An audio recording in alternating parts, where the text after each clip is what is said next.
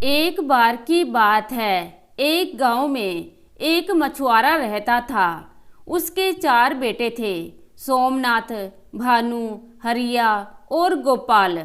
मछुआरा नदी में जाकर मछलियां पकड़ता था और बाजार में जाकर बेचता, जिससे उनके खाने का गुजारा ही हो पाता था।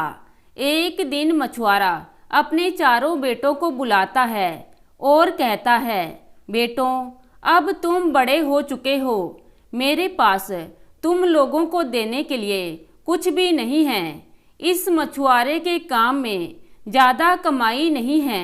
तुम शहर जाकर कोई कमाई का हुनर सीखो, जिससे तुम कमाई कर सको।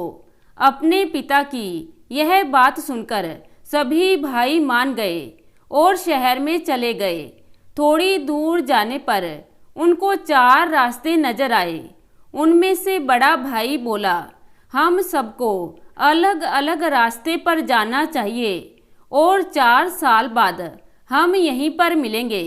सभी भाई इस बात को मान गए और अलग अलग रास्तों पर निकल गए। बड़ा बेटा सोमनाथ जिस रास्ते पर गया था, उसको कुछ देर चलने पर एक व्यक्ति नजर आया, जिससे उसने बात की कि उसको कुछ हुनर सीखना है, जिससे वह कुछ कमाई कर सके। वह व्यक्ति बोला, मैं चोर हूँ और तुमको कुछ भी चुराने का हुनर सिखा सकता हूँ। पहले तो सोमनाथ डर गया, लेकिन बाद में उसने सोचा, हुनर सीखने में कैसी बुराई। वह उस व्यक्ति की बात मान गया और उसने चुराने का हुनर सीख लिया। कुछ समय के बाद वह इतनी सफाई से चीजें चुराने लगा, जिससे किसी भी व्यक्ति को कुछ भी पता ना चले। दूसरा भाई भानु जिस रास्ते पर गया था, उस पर चलने पर वह एक नदी के पास पहुंचा, जहां पर एक व्यक्ति दूरबीन की मदद से आकाश के तारों और ग्रहों को देख रहा था। भानु ने उस व्यक्ति से हुनर सीखने की बात बताई। वह व्यक्ति भानु को दूरबीन से तारे ग्रहों को देखने का हुनर सिखाने लगा। उसके पास यह हुनर सीखते सीखते वह बहुत अच्छे से यह हुनर सीख चुका था।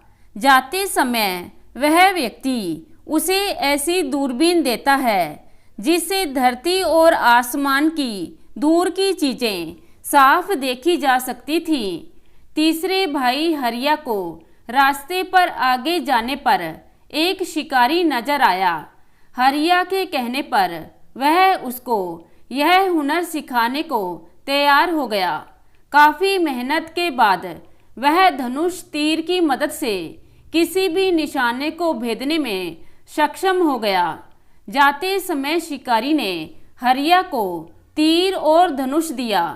चौथा भाई गोपाल जिस रास्ते पर गया था, वहां उसे एक घर नजर आया, जिसमें एक दर्जी कपड़े सिल रहा था। उसने दर्जी को बताया कि वह कोई हुनर सीखने का इच्छुक है, जिससे वह कुछ कमाई कर सके। दर्जी गोपाल को अपने साथ रखकर उसको सिलाई बुनाई सिखाने लगा, जिसके कुछ समय के बाद वह बहुत अच्छा दर्जी बन गया। जाते समय दर्जी ने उसे सुई और धागा दिया। 4 साल बाद सभी भाई उसी रास्ते पर एक साथ मिले और अपने घर की ओर चल दिए।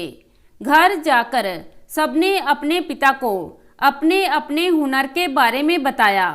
मछुआरे ने उन सबके हुनर को जांचने की सोची। वह सबको लेकर एक पेड़ के पास गया, जिस पर एक चिड़िया ने अंडे दे रखे थे और वह वहीं बैठी थी। उसके पिता ने अपने दूसरे लड़के भानु से पूछा, देखकर बताओ कि कितने अंडे हैं। उसने दूरबीन निकाली और बता दिया कि वहाँ 5 अंडे हैं। फिर उसने अपने पहले लड़के सोमनाथ को कहा, जाकर अंडे लेकर आओ, लेकिन चिड़िया को पता नहीं चलना चाहिए। उसने ऐसा ही किया। वह बड़ी सफाई से अंडे लेकर आया। अब उसके पिता ने अपने तीसरे लड़के हरिया को कहा, तुम एक बार में तीर से सभी अंडों को इस तरह से तोड़ो कि अंदर चिड़िया के बच्चों को कुछ नहीं होना चाहिए। उसने ऐसा ही किया और सब अंडे टूट गए। अब मछुआरे ने अपने चौथे बेटे गोपाल को बोला, अब तुम इन अंडों को सिलकर दिखाओ। उसने सब अंडे सिल दिए और बड़ा भाई सोमनाथ उनको वहीं चिड़िया के पास रख आया। इससे मछुआरे को उनके हुनर पर भरोसा हो गया। मछुआरा जहाँ रहता था वहाँ के राजा की बेटी को एक ड्रैगन उठाकर ले गया था। राजा ने यह ऐलान कर दिया, जो मेरी बेटी को ढूंढकर लाएगा वह उसकी शादी अपनी बेटी के साथ कर देगा। मछुआरे ने यह बात अपने बेटों को बताई कि यही समय है जब तुम अपनी काबिलियत को दिखा सकते हो। अपने पिता की बात मानकर सभी भाई राजकुमारी को ढूंढने निकल पड़े।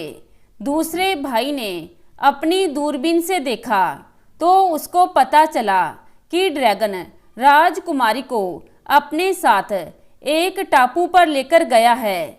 उसने राजा से टापू तक जाने के लिए एक नाव मांगी। राजा ने उनको नाव देकर विदा किया।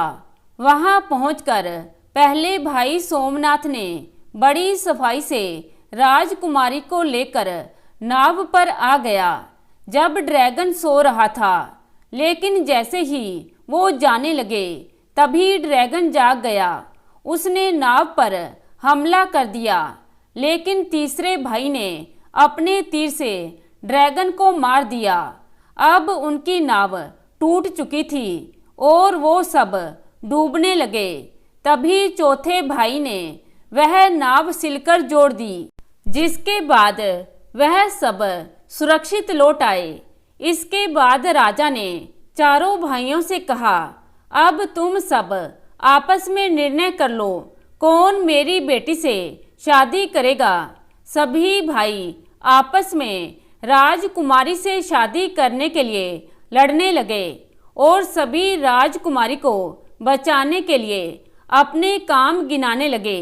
राजा ने सोचा, ऐसे में किसी एक के साथ शादी करने पर मेरी बेटी खुश नहीं रहेगी।